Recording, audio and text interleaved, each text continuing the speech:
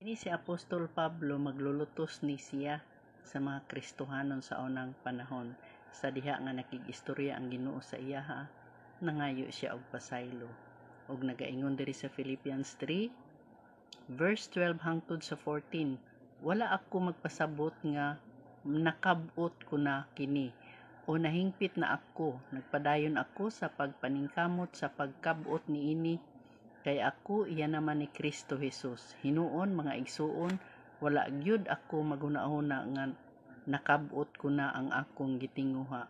Ang gihimo ko mao ang paghikalimot sa nangagi kutob sa mahimo aron makaabot sa dag-anan aron maangkon ko ang ganti sapagkat tinawag sa Dios pinaagi ni Kristo Jesus ngadto sa kinabuhing walay katapusan.